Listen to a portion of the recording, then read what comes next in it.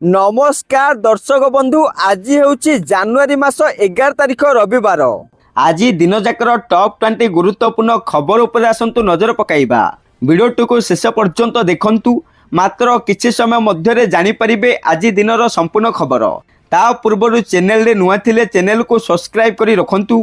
एमिति प्रतिदिन latest news सर्वप्रथमे देखिबा पाई।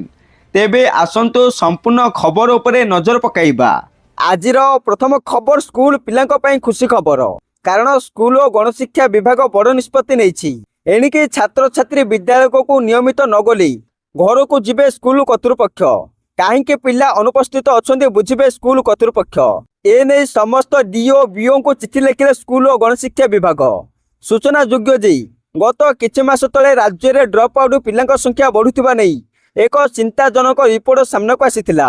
अनेक स्थल में पिला माने पढ़िबाकू अनिच्छा प्रकाश करी पाठ छाड़ुथिबा एही रिपोर्ट रे दर्शा जाइथिला। एही समस्यार समाधान पई गणशिक्षा विभाग पक्षरु समस्त जिला शिक्षा अधिकारी एवं ब्लॉक शिक्षा अधिकारी को विधिवत भाव चिठी लिखि निर्देश दिया जाइछि। सरकार को एही प्रयास द्वारा शिक्षक और अभिभावकों मध्य समन्वय रक्षा हेबो एवं छात्र छात्री समस्या को शिक्षक माने निकटरू बुझी पारिबे। राज्य में शिक्षार हार बढ़ाइबा एवं प्रत्येक शिशु को शिक्षार अधिकार प्रदान करने लक्ष्य सरकार एभली बड़ पदक्षेप नहीं। परवर्ती खबर राउरकेला छोट विमान दुर्घटना 6 गुरुतर।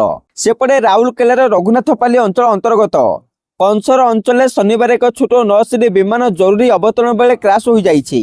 एही दुर्घटना रे पायलट सहित 6 जन गुरुतर आहत होइछन्ति। समस्त को उद्धार करी राउरकेला सरकारी डाक्तरखाना भर्ती करा जाइछि। सूचना अनुसार विमानटी राउरकेला भुवनेश्वर जाउथिला बेले प्राय 10 किमी उड़ाण पर दुर्घटना घटी।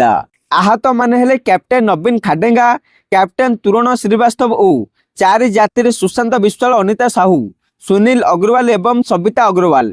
अन्यपटे दुर्घटनार कारण नहीं तदंत आरंभ हेबो बोली परिवहन मंत्री विभूतिभूषण जेना कहिसंती। आउ एपटे मुख्यमंत्री मोहन चरण माझी एही घटना को नहीं दुख प्रकाश करी आहत मानकु सर्वोत्तम चिकित्सा देबाकू निर्देश दैछंती। परवर्ती खबर साधारण लोकंक पई खुशी खबर। कारण 1.5 लाख टंका पर्यंत मागणा चिकित्सा। सड़क दुर्घटना पीड़िता सरकार बड़ घोषणा। एणिकी सड़क दुर्घटना जीवन हाराहारी कमाइबा केंद्र सरकार एक बड़ पदक्षेप नहीं। प्रधानमंत्री नरेंद्र मोदी सड़क दुर्घटना पीड़िता नगद मुक्त चिकित्सा योजना आरंभ करने को जाउछंती। एही योजना अधीन प्रत्येक दुर्घटना पीड़िता 1.5 लाख टंका पर्यंत मागणा चिकित्सा सुविधा मिलिबो। सड़क परिवहन और राजपथ मंत्रालय आरंभ करथिबा योजनार लक्ष्य होउची दुर्घटना पर प्रथम सुवर्ण घंटा मध्य चिकित्सा जोगाई जीवन बंचाइबा। पीड़िता को दुर्घटना पर सर्वाधिक 7 दिन पर्यंत ही कैशलेस सुविधा मिलिबो। एहार लाभ भारतीय नागरिकों सहित विदेशी पर्यटक माने मध्य उठाई पारिबे। पीड़िता को निकटतम तालिकाभुक्त सरकारी किंबा बेसरकारी हॉस्पिटल को निया जाई पारिबो एवं कौनसी आगुआ टंका न दे चिकित्सा आरंभ हेबो। समस्त खर्च सरकार सीधासलख हॉस्पिटल को देय देबे। आयुष्मान भारत नेटवर्क माध्यम रे तालिकाभुक्त हॉस्पिटल एही सुविधा उपलब्ध रहिबो। विशेषज्ञ मानक मतरे एही योजना फल सड़क दुर्घटना मृत्यु 30 रु 50% पर्यंत कमी पारे। परवर्ती खबर सरकारी कर्मचारी खुशी खबर। कारण केंद्र सरकारी कर्मचारी ओ पेंशन भोगी जानुआरी 2026 महंगा भत्ता डीए डीआर वृद्धि को नहीं एवं चित्र प्राय स्पष्ट हो जाइछि। श्रम ब्यूरो एआईसीपीआई आईडब्ल्यू तथ्य आधार एथर डीए 3% ରୁ 5% मध्य वृद्धि पाइबार संभावना रही। नवेम्बर 2025 रे एआईसीपीआई आईडब्ल्यू सूचकांक 148.2 रही। जदि डिसेम्बर सूचकांक प्राय 147 को खसे तेबे डीए 3% वृद्धि पाई मोट डीए 61% हेबो। किंतु डिसेम्बर सूचकांक स्थिर रहिले किंबा सामान्य वृद्धि पाइले डीए 5% पर्यंत बढ़ी 63% को पहुंची पारे।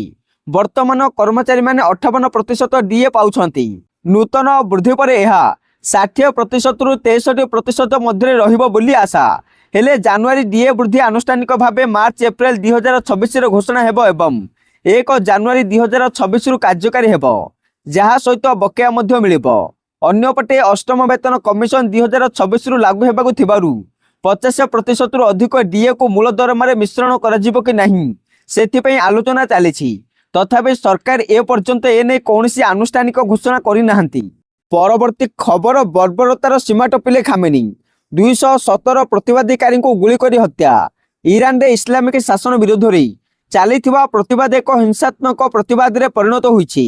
ଇରାନ ସରକାରଙ୍କ ନିର୍ଦ୍ଦେଶରେ ସୁରକ୍ଷା ବାହିନୀ ଅନେକ ସ୍ଥାନରେ ଗୁଳି ଚଳାଉଥିବା ରିପୋର୍ଟ ସାମ୍ନାକୁ ଆସିଛି। ତେହେରାନର ଜଣେ ଡାକ୍ତର କହିଛନ୍ତି ରାଜଧାନୀ ତେହେରାନର 6ଟି ହସ୍ପିଟାଲରେ 217 ଜଣ ପ୍ରତିବାଦକାରୀଙ୍କ ମୃତ୍ୟୁ ହୋଇଥିବା ରିପୋର୍ଟ କରାଯାଇଛି। ମୃତକଙ୍କ ମଧ୍ୟରୁ ଅଧିକାଂଶ ଗୁଳିମାଡ଼ରେ ପ୍ରାଣ ହରାଇଛନ୍ତି। ଇରାନର ସର୍ବୋତ୍ତମ ନେତା ଆୟତୋଲା ଅଲି ଖାମେନି ଏହି ପ୍ରତିବାଦ ପାଇଁ ଆମେରିକାକୁ ଦାୟୀ କରିଛନ୍ତି। ଯଦି ଏହି ମୃତ୍ୟୁ ସଂଖ୍ୟା ଠିକ୍ ହୋଇଥାଏ ତେବେ ଏହା ଇରାନରେ ସରକାର ବିରୋଧୀ ପ୍ରତିବାଦରେ ଏକ ନିର୍ମମ ଦମନକୁ ସୂଚିତ କରୁଛି। ବିରୋଧ ଆରମ୍ଭ ହେବା ପରଠାରୁ ସରକାର ଦେଶରେ ଇଣ୍ଟରନେଟ୍ ଏବଂ ଫୋନ ସଂଯୋଗକୁ ସମ୍ପୂର୍ଣ୍ଣ ବନ୍ଦ କରିଦେଇଛନ୍ତି। ଡିସେମ୍ବର 28 ତାରିଖରେ ଆର୍ଥିକ ସଂକଟର ପ୍ରତିବାଦ କରି ଏହା ଆରମ୍ଭ ହୋଇଥିଲା। ଏବେ ଏହା ଦେଶର ସମସ୍ତ 31ଟି ପ୍ରଦେଶକୁ ବ୍ୟାପିଛି। ଲୋକେ ରାସ୍ତାକୁ ଓହ୍ଲାଇ ଇସଲାମିକ ଶାସନକୁ କ୍ଷମତାରୁ ହଟାଇବାକୁ ଦାବି କରୁଛନ୍ତି। ପ୍ରତିବାଦକାରୀମାନେ ସ୍ୱାଧୀନତା ଏବଂ ଏକଛତ୍ରବାଦୀ ମୁର୍ଦାବାଦ ସ୍ଲୋଗାନ ଦେଇଛନ୍ତି। ଆଜିର ପ୍ରଥମ ଖବର ଏବାଉ ହବନି ବସ୍ ଦୁର୍ଘଟଣା। କାରଣ ଆମ ବସ୍ ଦୁର୍ଘଟଣା ରୋକିବାକୁ ରାଜ୍ୟ ପରିବହନ ବିଭାଗ ପକ୍ଷରୁ କଡ଼ା ପଦକ୍ଷେପ ନିଆଯାଇଛି। ରବିବାର ବସିଥିବା ଉଚ୍ଚସ୍ତରୀୟ ବୈଠକ ପରେ ପରିବହନ ସଚିବ ଉଷା ପାଢ଼ୀ ବସ୍ ଚଳାଚଳ ଉପରେ କଡ଼ା ନିର୍ଦ୍ଦେଶ ଜାରି କରିଛନ୍ତି। ଡ୍ରାଇଭରଙ୍କ ଏଣିକି ଥାର୍ଡ ପାର୍ଟି ସ୍କ୍ରିନିଂ ଟେଷ୍ଟ କରାଯିବ। ସ୍କ୍ରିନିଂ ଟେଷ୍ଟ ପାସ୍ କଲେ ଗାଡ଼ି ଚଳାଇବାକୁ ଡ୍ରାଇଭରଙ୍କୁ ଅନୁମତି ମିଳିବ, ନଚେତ୍ ମିଳିବ ନାହିଁ ବୋଲି ସଚିବ ପାଢ଼ୀ ଗଣମାଧ୍ୟମକୁ କହିଛନ୍ତି। ସେହିପରି ଯେଉଁ ଡ୍ରାଇଭର ଅଧିକ ସମ୍ବେଦନଶୀଳ ପ୍ରମାଣ କରିବେ ଇନସେଣ୍ଟିଭ ମିଳିବ। ଲେନ୍ ଡ୍ରାଇଭରଙ୍କୁ ଗୁରୁତ୍ୱ ଦିଆଯାଉଛି। ମାସେ ପର୍ଯ୍ୟନ୍ତ ଅନୁଧ୍ୟାନ କରିବୁ। ରୋଡ ସେଫ୍ଟି ପାଇଁ ଇଣ୍ଟିଗ୍ରେଟେଡ୍ କମାଣ୍ଡ କଣ୍ଟ୍ରୋଲ ସିଷ୍ଟମ ରହିଛି। ସ୍ମାର୍ଟ ସିଟି ଅଫିସରେ କିମ୍ବା କ୍ରୁଟ୍ ଅଫିସରେ ଏମଡି ତଦାରଖ କରିବେ। ଯଦି ଆମ ବସ୍ ଟ୍ରାଫିକ ନିୟମ ଭାଙ୍ଗେ ତାହେଲେ ଇ ଚାଲାଣ କଟିବ। ତଦାରଖ ପାଇଁ 5 ଜଣିଆ ଉଚ୍ଚସ୍ତରୀୟ କମିଟି ଗଠନ ହୋଇଛି ବୋଲି ସଚିବ କହିଛନ୍ତି। କମିଟିରେ ପରିବହନ commissioner, DCP, traffic DCP, CRUT ଅଧିକାରୀ ସଦସ୍ୟ ରହିଛନ୍ତି। ପରବର୍ତ୍ତୀ ଖବର, ସ୍ଥିର ରହୁନି ସୁନା ରୂପା ଦର। ପୁଣି ମହଙ୍ଗା ହେଲା ରୂପା। ଲଗାତାର ଭାବେ ଉଭୟ ସୁନା ଓ ରୂପାର ଦାମ ବଢ଼ି ଚାଲିଛି। ରାଜ୍ୟରେ ମଧ୍ୟ ସୁନା ଓ ରୂପାର ଦାମ ଆକାଶ ଛୁଆଁ ହୋଇଛି, ଯାହା ଫଳରେ ଗରିବ ତଥା ମଧ୍ୟବିତ୍ତ ପରିବାରର ଗ୍ରାହକମାନେ ସୁନା କିଣିବା ନେଇ ଚିନ୍ତାରେ ଅଛନ୍ତି। ତେବେ ଆଜି ଭାରତୀୟ ବଜାରରେ 24 କ୍ୟାରେଟ ସୁନାର ମୂଲ୍ୟ 1,35,820 ଟଙ୍କା ରହିଛି। ସେହିପରି 22 କ୍ୟାରେଟ ସୁନାର ଦର 1,24,500 ଟଙ୍କା ଛୁଇଁଛି।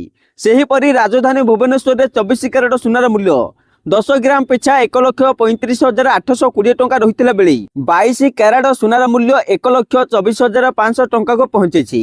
ସେହିପରି ମୁମ୍ବାଇରେ 24 କ୍ୟାରେଟ ସୁନାର ମୂଲ୍ୟ 1,35,820 ଟଙ୍କା ଓ 22 କ୍ୟାରେଟର ମୂଲ୍ୟ 1,24,500 ଟଙ୍କା ରହିଛି। ଆଉ ନୂଆଦିଲ୍ଲୀରେ 24 କ୍ୟାରେଟ ସୁନାର ମୂଲ୍ୟ 1,35,970 ଟଙ୍କା ଓ 22 କ୍ୟାରେଟର ମୂଲ୍ୟ 1,24,650 ଟଙ୍କା ରହିଛି। ଦକ୍ଷିଣ ଭାରତର ପ୍ରମୁଖ ସହର ଚେନ୍ନାଇରେ 24 କ୍ୟାରେଟ ସୁନାର ମୂଲ୍ୟ 1,36,580 ଟଙ୍କା ଥିଲାବେଳେ 22 କ୍ୟାରେଟ ସୁନାର ମୂଲ୍ୟ 1,25,200 ଟଙ୍କା ରହିଛି। ଅନ୍ୟପଟେ ରୂପା ମୂଲ୍ୟ କିଲୋ ପିଛା 2,41,000 ଟଙ୍କା ହୋଇଛି। ପରବର୍ତ୍ତୀ ଖବର, କେବେ ମିଳିବ ମହଙ୍ଗା ଭତ୍ତା? ଆସିଲା ବଡ଼ ଖବର। ସେପଟେ ନୂଆବର୍ଷ 2026 ଆରମ୍ଭ ସହିତ କେନ୍ଦ୍ର ସରକାରୀ କର୍ମଚାରୀ ଓ ପେନସନ ଭୋଗୀମାନେ ମହଙ୍ଗା ଭତ୍ତା ଡିଏ ବୃଦ୍ଧିକୁ ନେଇ ଉତ୍ସୁକତାର ସହିତ ଅପେକ୍ଷା କରୁଛନ୍ତି। ପରମ୍ପରା ଅନୁସାରେ ଡିଏ ବର୍ଷକୁ 2 ଥର ବୃଦ୍ଧି କରାଯାଏ।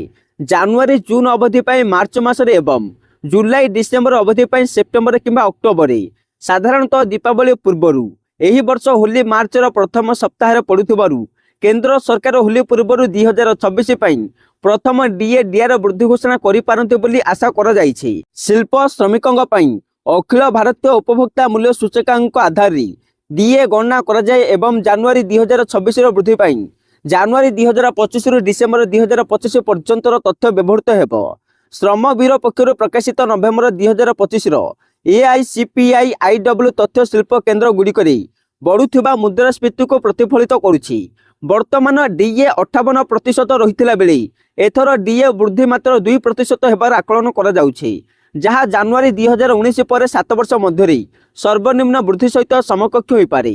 ଏହି ସମ୍ଭାବ୍ୟ ସୀମିତ ବୃଦ୍ଧି ସେହି ସମୟରେ ଆସିବ ଯେତେବେଳେ କର୍ମଚାରୀମାନେ ଅଷ୍ଟମ ବେତନ କମିଶନ ପୂର୍ବରୁ ଅଧିକ ଆର୍ଥିକ ଆଶ୍ୱସ୍ତି ଆଶା କରୁଛନ୍ତି। ପରବର୍ତ୍ତୀ ଖବର, ରେଳ ଯାତ୍ରୀଙ୍କ ପାଇଁ ଖୁସି ଖବର। କାରଣ ଭାରତୀୟ ରେଲୱେ ଇତିହାସରେ ଖୁବ୍ ଶୀଘ୍ର ଏକ ନୂଆ ଅଧ୍ୟାୟ ଯୋଡ଼ି ହେବାକୁ ଯାଉଛି। ଦେଶର ପ୍ରଥମ ବୁଲେଟ ଟ୍ରେନ୍ 15 ଅଗଷ୍ଟ 2027 ସୁଦ୍ଧା ଚାଲୁ ହେବ ବୋଲି ରେଳମନ୍ତ୍ରୀ ଅଶ୍ୱିନୀ ବୈଷ୍ଣବ ସୂଚନା ଦେଇଛନ୍ତି। ପ୍ରାରମ୍ଭିକ ପର୍ଯ୍ୟାୟରେ ଏହି ହାଇସ୍ପିଡ୍ ଟ୍ରେନ୍ ଗୁଜରାଟ, ସୁରାଟ ଓ ବିଲିମୋରା ମଧ୍ୟରେ ଚାଲିବ। ପରେ ସୁରାଟ ବାପି ସେକ୍ସନ ଖୋଲିବ ଏବଂ ଧୀରେ ଧୀରେ ବୁଲେଟ୍ ଟ୍ରେନ୍ ସେବାକୁ ଅହମ୍ମଦାବାଦ ଓ ମୁମ୍ବାଇ ପର୍ଯ୍ୟନ୍ତ ବିସ୍ତାର କରାଯିବ। ଶେଷରେ ମୁମ୍ବାଇ ଅହମ୍ମଦାବାଦ ସମ୍ପୂର୍ଣ୍ଣ ହାଇସ୍ପିଡ୍ କରିଡର କାର୍ଯ୍ୟକ୍ଷମ ହେବ। ତେବେ ବୁଲେଟ୍ ଟ୍ରେନ୍ ଭଡ଼ା କେତେ ହେବ? ହେଲେ ଏ ପର୍ଯ୍ୟନ୍ତ ଭଡ଼ାକୁ ନେଇ କୌଣସି ଆନୁଷ୍ଠାନିକ ଘୋଷଣା ହୋଇନାହିଁ।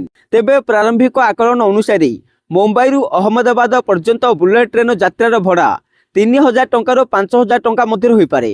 ସେପଟେ ରେଳ କର୍ତ୍ତୃପକ୍ଷଙ୍କ ମତ ଅନୁସାରେ ବୁଲେଟ୍ ଟ୍ରେନ୍ର ଭଡ଼ା ବିମାନ ଯାତ୍ରା ଅପେକ୍ଷା ଶସ୍ତା ହେବା ସହିତ ସମୟ ବଞ୍ଚାଇବାରେ ମଧ୍ୟ ସାହାଯ୍ୟ କରିବ। ପରବର୍ତ୍ତୀ ଖବର, ପୋଷ୍ଟ ଅଫିସର ସବୁଠୁ ଦମଦାର ସ୍କିମ୍। 10 ବର୍ଷରେ ମିଳିବ 25 ଲକ୍ଷ ଟଙ୍କା। ସେପଟେ ନିଶ୍ଚିତ ଓ ସୁରକ୍ଷିତ ନିବେଶ ଖୋଜୁଥିବା ଲୋକଙ୍କ ପାଇଁ ପୋଷ୍ଟ ଅଫିସ ରିକରିଂ ଡିପୋଜିଟ୍ ଏକ ଆକର୍ଷଣୀୟ ବିକଳ୍ପ ଭାବେ ଆଗକୁ ଆସିଛି। ତେବେ ଏହି ଯୋଜନାର ସବୁଠୁ ବଡ଼ ଆକର୍ଷଣ ହେଉଛି ଯେ ପ୍ରତି ମାସରେ କେବଳ 100 ଟଙ୍କାରୁ ଏହାକୁ ଆରମ୍ଭ କରାଯାଇପାରେ।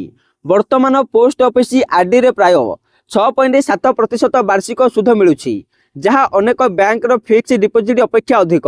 ଯଦି କୌଣସି ବ୍ୟକ୍ତି ପ୍ରତି ମାସରେ 15,000 ଟଙ୍କା ଆର୍ଡିରେ ନିବେଶ କରନ୍ତି, ତେବେ 5 ବର୍ଷରେ ମୋଟ 9 ଲକ୍ଷ ଟଙ୍କା ଜମା ହେବ ଓ ସୁଧ ସହିତ ଏହା 10,71,000 ଟଙ୍କାରୁ ଅଧିକରେ ପହଞ୍ଚିପାରେ। ନିବେଶ ଅବଧିକୁ 10 ବର୍ଷ ପର୍ଯ୍ୟନ୍ତ ବଢ଼ାଇଲେ ମୋଟ 8 ଲକ୍ଷ ଟଙ୍କା ନିବେଶ ଉପରେ ସୁଧ ମିଶି ପ୍ରାୟ 25,68,000 ଟଙ୍କାରୁ ଅଧିକ ପାଣ୍ଠି ତିଆରି ହୋଇପାରେ। ଏପରି ପାଣ୍ଠି ସାଧାରଣ ପରିବାର ପାଇଁ ଘର କିଣିବା, ପିଲାଙ୍କ ଶିକ୍ଷା, ବିବାହ କିମ୍ବା ଜରୁରୀକାଳୀନ ଆର୍ଥିକ ଆବଶ୍ୟକତା ପୂରଣରେ ବହୁତ ଉପଯୋଗୀ ହୋଇପାରେ। ସରକାରୀ ସୁରକ୍ଷା, ସହଜ ପ୍ରକ୍ରିୟା ଓ ନିଶ୍ଚିତ ରିଟର୍ଣ୍ଣିଂ ହେତୁ ପୋଷ୍ଟ ଅଫିସ ଆର୍ଡି ଆଜି ଲକ୍ଷ ଲକ୍ଷ ଲୋକଙ୍କ ପ୍ରଥମ ପସନ୍ଦ ହୋଇଯାଇଛି। ପରବର୍ତ୍ତୀ ଖବର, ଜୀବନ ବଞ୍ଚାଇବ ନୂଆ ସାରଥୀ। ସେପଟେ ଓଡ଼ିଶାରେ ଜରୁରୀକାଳୀନ ରୋଗୀ ସେବାକୁ ଆହୁରି ତ୍ୱରାନ୍ୱିତ ଏବଂ ଉନ୍ନତ କରିବା ପାଇଁ ମୁଖ୍ୟମନ୍ତ୍ରୀ ମୋହନ ଚରଣ ମାଝୀ ଆଜି ଭୁବନେଶ୍ୱରର କଳିଙ୍ଗ ଷ୍ଟାଡିୟମରେ ପ୍ରଥମ ପର୍ଯ୍ୟାୟରେ 150ଟି ନୂଆ 108ଟି ଆମ୍ବୁଲାନ୍ସକୁ ରାଜ୍ୟବାସୀଙ୍କ ସେବାରେ ଉତ୍ସର୍ଗ କରିଛନ୍ତି। ଏହି ନୂଆ ଆମ୍ବୁଲାନ୍ସ ଗୁଡ଼ିକ ଜୀବନ ରକ୍ଷାରେ ନୂଆ ସାରଥୀ